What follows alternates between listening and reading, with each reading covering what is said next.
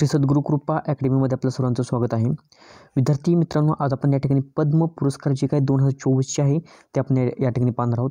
विद्यार्थी मित्रांनो, तुम्ही ऑल एक्झाम कोणतीही एक्झाम देत असाल तर तुमच्यासाठी हे लेक्चर अतिशय उपयुक्त ठरणार आहे. तर आपण कोणत्याही प्रकारचा वेळ वाया न घालवता आपण हे सर्व पुरस्कार आपण या ठिकाणी व्यवस्थित अगदी डिटेलमध्ये पाहणार आहोत. बघा विद्यार्थी मित्रांनो, आता आपण या ठिकाणी पद्म पुरस्कार 2024च्या घोषणेबद्दल किंवा जी काही घोषणा झालेली आहे 2024 पुरस्काराबद्दल अगदी थोडक्यात माहिती पाहूया, एक ओव्हरव्ह्यू करूया. बघा या ठिकाणी काय सांगितले, केंद्र सरकारने 75व्या प्रजासत्ताक दिनाचे औचित्य साधत पद्म पुरस्कार विजेत्यांची यादी जाहीर केलेली आहे. पद्मविभूषण, पद्मभूषण आणि पद्मश्री पुरस्कार हे भारतरत्न या सर्वोच्च नागरी पुरस्कारानंतरचे दुसऱ्या क्रमांकाचे पुरस्कार आहेत.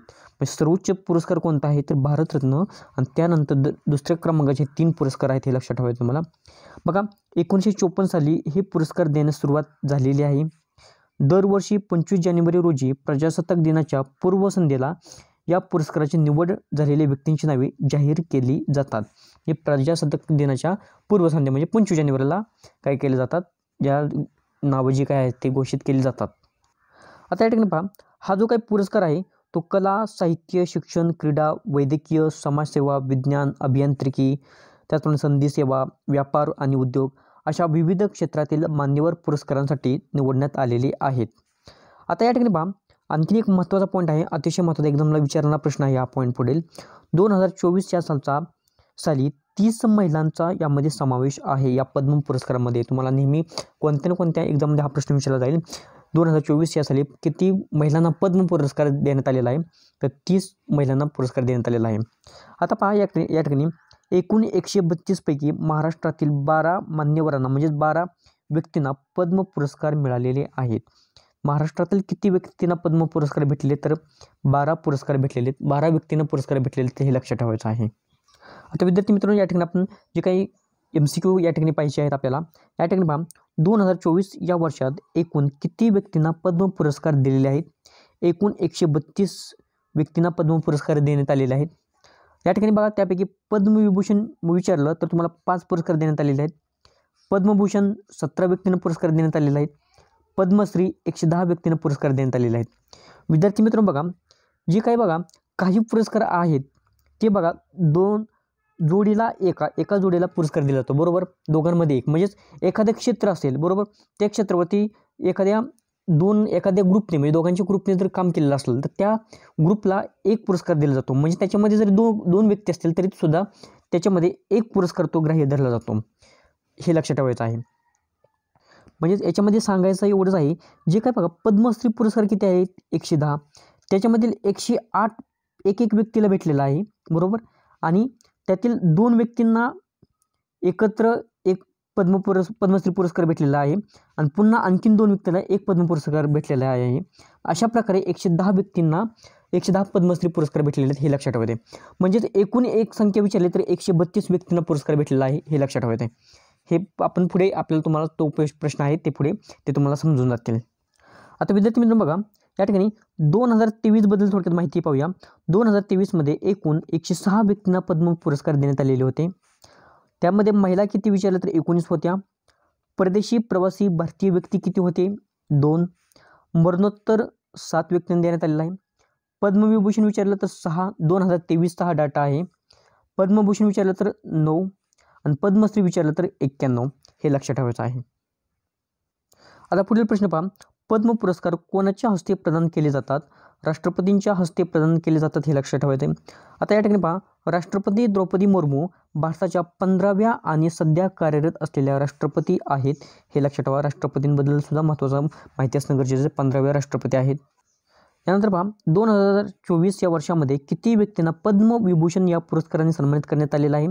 एकूण 5 व्यक्तींना पद्मविभूषण देण्यात आलेलं आहे. या ठिकाणी पहा, पद्मविभूषण पुरस्कार 2024ची यादी या ठिकाणी आहे. त्यामध्ये आहे पहिले श्री M. व्यंकय्या नायडू, राजकीय नेते आहेत, आंध्र प्रदेश. यानंतर पहा, दुसरे आहे ते वैजयंतीमाला बाली, कला क्षेत्राशी संबंधित आहेत, तमिळनाडूचे आहेत, या ठिकाणी पहा. त्याचप्रमाणे कोनिडेला चिरंजीवी, कला क्षेत्राशी संबंधित आहेत, आंध्र प्रदेशचे आहेत, हे लक्षात ठेवा. श्री बिंदेश्वर पाठक, मरणोत्तर त्यांना देण्यात आलेला आहे पुरस्कार, सामाजिक कार्यासाठी देण्यात आलेला आहे आणि ते बिहार राज्यातील आहेत. या ठिकाणी लक्षात ठेवा तुम्ही, ते बिंदेश्वर पाठकांचा जन्म कधी झालेला आहे तर 2 एप्रिल 1943 रोजी आणि मृत्यू विचारला तर 15 ऑगस्ट 2023 रोजी झालेला आहे. त्याचप्रमाणे पहा सुश्री पद्म सुब्रमण्यम या कलाक्षेत्राशी संबंधित आहेत आणि तमिळनाडूशी आहे ते हे लक्षात ठेवायचं आहे. त्याचप्रमाणे पहा आता या कोणत्या कलेशी संबंधित आहेत हे तुम्हाला काय करायचं आहे कमेंट सेक्शनमध्ये सांगायचं आहे. त्यानंतर पहा 2024 वर्षामध्ये एकूण किती महिलांना पद्म पुरस्काराने सन्मानित करण्यात आलेलं आहे. एकूण 30 महिलांना पद्म पुरस्काराने सन्मानित करण्यात आलेला आहे. त्यानंतर पहा 2024 या वर्षी किती व्यक्तींना पद्मभूषण या पुरस्काराने सन्मानित करण्यात आलेलं आहे तर एकूण 17 व्यक्तींना पद्मभूषण या पुरस्काराने सन्मानित करण्यात आलेला आहे. आता विद्यार्थी मित्रांनो हा जो 17 व्यक्तींचा जो डाटा आहे तो अतिशय महत्त्वाचा आहे, तो आपण या ठिकाणी व्यवस्थितपणे पाहूया. या ठिकाणी पहा फातिमा बीवी यांना मरणोत्तर हा पुरस्कार देण्यात आलेला आहे. सार्वजनिक क्षेत्राशी संबंधित आहेत आणि केरळ राज्यातील आहेत. मिथुन चक्रवर्ती कला क्षेत्राशी संबंधित आहेत, पश्चिम बंगालचे आहेत ते. सीताराम जिंदाल यांना सुद्धा हा पुरस्कार देण्यात आलेला आहे. व्यापार आणि उद्योग क्षेत्राशी संबंधित आहेत, कर्नाटकचे आहेत ते. तरुण लिओ व्यापार आणि उद्योगाशी संबंधित आहेत आणि तैवान या देशातील आहेत, हे लक्षात ठेवायचं आहे. या ठिकाणी पहा अश्विन बालचंद मेहता वैद्यकीय क्षेत्राशी संबंधित आहेत, महाराष्ट्रातील आहेत. महाराष्ट्रातील विद्यार्थ्यांसाठी अतिशय महत्त्वाचा पॉईंट आहे हा, आपल्याला कोणत्याही एक्झाममध्ये हा विचारू शकतात हा प्रश्न. त्याचप्रमाणे सत्यव्रत मुखर्जी मरणोत्तर सार्वजनिक क्षेत्र पश्चिम बंगाल, हे लक्षात ठेवा. राम नाईक सार्वजनिक क्षेत्राशी संबंधित महाराष्ट्रातील आहेत ते. त्याचप्रमाणे बघा होमर्सजी एन कामा साहित्य व पत्रकारिता त्यांना हा पुरस्कार देण्यात आलेला आहे, महाराष्ट्रातील ते आहेत. तेजस मधुसूदन पटेल वैद्यकीय क्षेत्राशी संबंधित आहेत, गुजरातचे आहे ते, हे पण लक्षात ठेवा.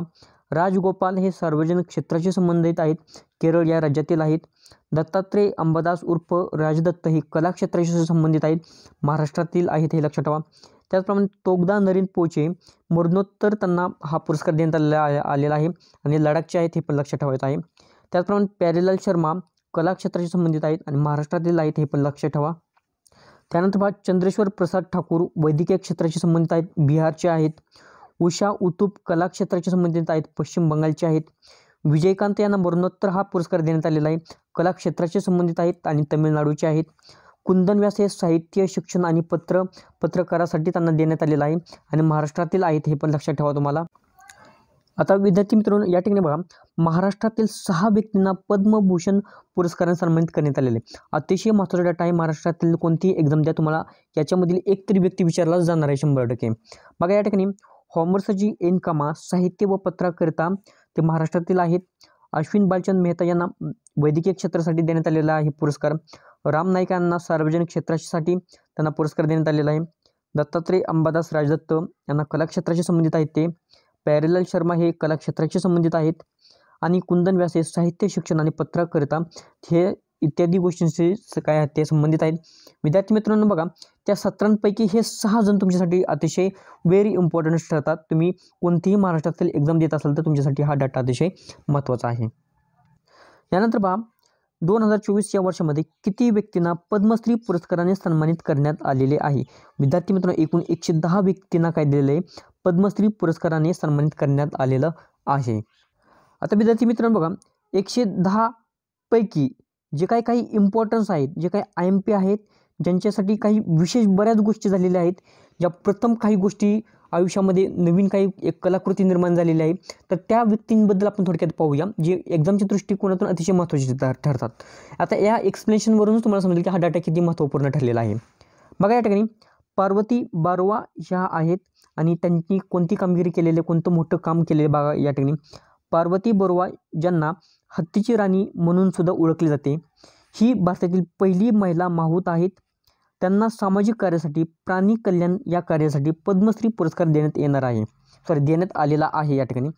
मग यांनी काय केलेलं हत्तीचं संगोपन खूप मोठ्या प्रमाणावर केलेलं आहे आणि बघा हत्तीचं संगोपन करणं खूप अवघड गोष्ट आहे आणि बऱ्याच प्राण्यांचं सुद्धा त्यांनी काम केलेलं आहे.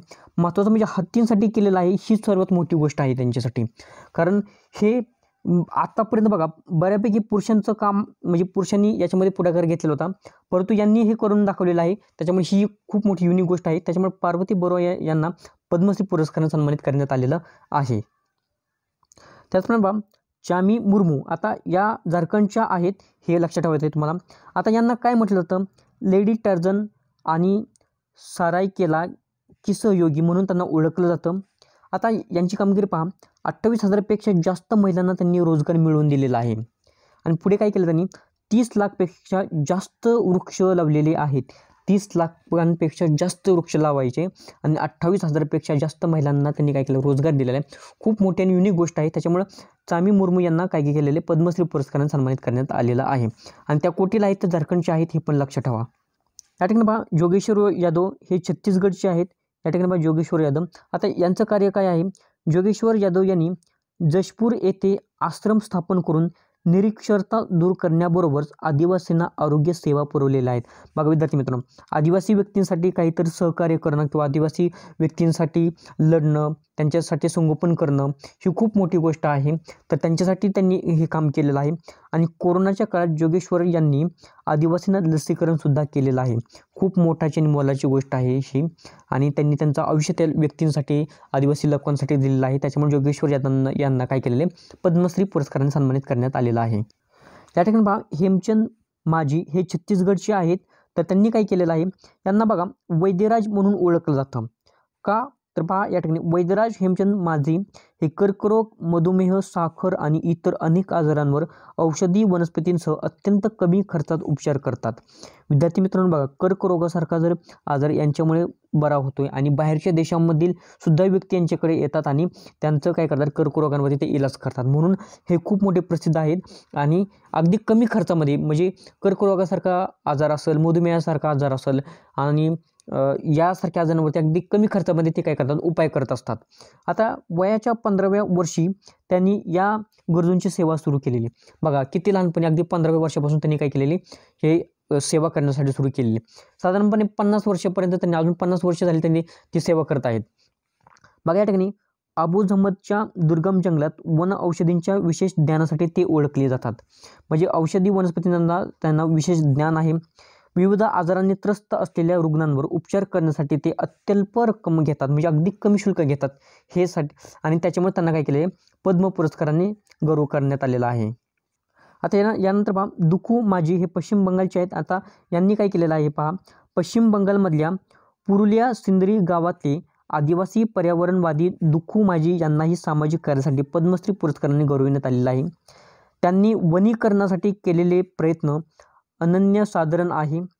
त्यांनी रोज आपल्या सायकलवर प्रवास करत 5,000हून अधिक वडाची झाडं, आंब्याची झाडं आणि ब्लॅकबेरी झाडं लावलेली आहेत. बघा विद्यार्थी मित्रांनो, म्हणजे त्यांनी 5,000पेक्षा झाडं लावलेली आहेत. आणि त्याच्यामध्ये वडाची झाडं आहेत, आंब्याची झाडं आहेत आणि अशी इतर बरीच झाडं आहेत. तर त्यांच्यासाठी, या मोलाच्या कार्यासाठी त्यांना काय केलेलं आहे, त्यांना पद्मश्री पुरस्काराने सन्मानित करण्यात आलेला आहे. यानंतर पहा, के चेल्लमल ह्या अंदमान निकोबार या केंद्रशासित प्रदेशातील आहेत.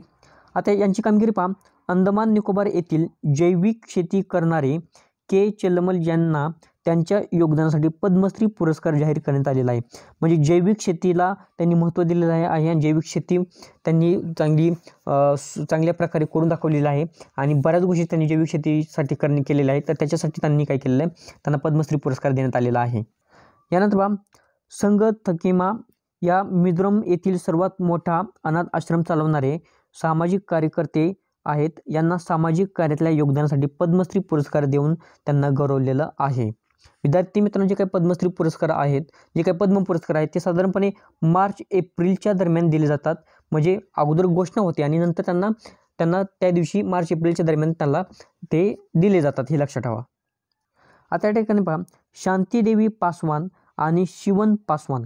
आता हे दोघे जण कोण आहेत बघा, शांतीदेव पासवान आणि शिवन पासवान हे दोघेही चित्रकार आहेत. बघा आता अमेरिका, जपान, हाँगकाँग या देशामध्ये चित्र प्रदर्शन भरवलेले आहेत. तसेच 20,000हून अधिक महिलांना त्यांनी प्रशिक्षित केलेलं आहे. आणि त्यांच्यासाठी या दाम्पत्यालाही पद्मश्री पुरस्कार दिला जाणार आहे. म्हणजे जाहीर केलेला आहे आणि तो मार्च-एप्रिलमध्ये त्यांना दिला जाईल. बघा ह्या दाम्पत्यांसाठी काय केलेले, मागाशी तुम्हाला जे काही 110 तुम्हाला पुरस्कार आहेत, बरोबर, 110 पुरस्कार प्राप्त झाले आणि त्याच्यामध्ये या दाम्पत्यांना एकत्र पुरस्कार, म्हणजे हा एक पुरस्कार, म्हणजे तुम्ही व्यक्ती जरी 2 असले तरी त्यांच्यासाठी एक पद्म पुरस्कार, कारण ते दोघेजण एकत्र काम करतात म्हणून एका क्षेत्रासाठी एक पुरस्कार त्यांनी दिलेला आहे. एका क्षेत्रामध्ये 2 व्यक्ती असले तरी तो एक पद्म पुरस्कार दिलेला आहे, हे लक्षात ठेवायचं तुम्हाला. म्हणून कोणीही असं गृहीत धरू नका की 134 व्यक्ती, तुम्हाला विचारलं किती पद्म पुरस्कार, तर तुम्हाला 132च सांगायचे आहेत हे लक्षात, सॉरी एकूण 110 पुरस्कार आहेत हे लक्षात ठेवा तुम्ही. आणि एकूण पद्म पुरस्कार विचारलं तर 132 आणि पद्मश्री विचारलं. बघा विद्यार्थी मित्रांनो, पुढील पॉईंट अतिशय महत्त्वाचा आहे. 2024 मध्ये किती विदेशी व्यक्तींना या NRI-PIO-OIC श्रेणीसाठी पद्म पुरस्कार प्रदान करण्यात आलेला आहे? तर 8 व्यक्तींना पद्मश्री पुरस्कार देण्यात आलेला आहे. विद्यार्थी मित्रांनो, बघा तुम्हाला जे काही NRI-PIO ची कन्सेप्ट माहिती असणं अतिशय महत्त्वाचं आहे. जर ही तुम्हाला कन्सेप्ट माहिती नसेल तर तुम्ही कमेंट सेक्शनमध्ये सांगा. जर तुम्हाला कमेंट सेक्शनमध्ये तुम्ही सांगत असाल तर तुम्हाला याच्यावरती एक स्पेशल लेक्चर बनवून दिलं जाईल. या ठिकाणी पहा, यंग लियू हे व्यापार आणि उद्योग क्षेत्राशी संबंधित आहेत, तैवानचे आहेत. पद्मभूषण पुरस्काराने त्यांना सन्मानित करण्यात आलेला आहे. बघा विद्यार्थी मित्रांनो, रेंजवाना चौधरी बन्या कला क्षेत्राशी संबंधित आहेत, बांगलादेश. पद्मश्री पुरस्कार. चार्लोट चोपिन फ्रान्सचे आहेत, पद्मश्री पुरस्काराने सन्मानित. पियरे सिल्वेन फिलिओजेट साहित्य आणि शिक्षणाशी संबंधित, फ्रान्स. पद्मश्री पुरस्कार हे लक्षात ठेवा. यानंतर पहा, सिंद्रन मुतुवेल सार्वजनिक क्षेत्राशी संबंधित आहेत, पद्मश्री पुरस्काराने सन्मानित. फ्रेड नेग्रिट साहित्य आणि शिक्षणशी संबंधित आहेत, साहित्य आणि शिक्षण क्षेत्राशी संबंधित आहेत आणि पद्मश्री पुरस्काराने त्यांना देण्यात आलेले आहे. रवी प्रकाश विज्ञान आणि अभियांत्रिकी क्षेत्राशी संबंधित आहेत, पद्मश्री पुरस्कार देण्यात आलेले आहेत, मेक्सिको. लक्षात ठेवा. किरण व्यास फ्रान्सचे आहेत, पद्मश्री पुरस्कार त्यांना देण्यात आलेला आहे. यानंतर पहा, पद्म पुरस्काराची स्थापना कोणत्या वर्षी करण्यात आलेली आहे? 1954 साली करण्यात आलेली आहे. भारताचा पहिला सर्वोच्च नागरी सन्मान कोणता आहे? तर भारतरत्न आहे. दुसरा सर्वोच्च नागरी सन्मान विचारला तर पद्मविभूषण आहे. तिसरा सर्वोच्च नागरी सन्मान विचारला तर पद्मभूषण आहे आणि चौथा सर्वोच्च नागरिक सन्मान विचारला तर पद्मश्री आहे हे लक्षात ठेवायचं आहे. विद्यार्थी मित्रांनो, तुम्हाला PDF घ्यायची असेल तर टेलिग्राम चॅनल जॉईन करून घ्या आणि त्याची लिंक आहे ती या व्हिडिओच्या डिस्क्रिप्शन बॉक्समध्ये दिलेली आहे. त्याचप्रमाणे कोणत्या माजी उपराष्ट्रपतींना पद्मविभूषण पुरस्कार 2024ने सन्मानित करण्यात आलेला आहे? तर श्री व्यंकय्या नायडू आहेत, त्यांना पद्मविभूषण पुरस्काराने सन्मानित करण्यात आलेलं आहे.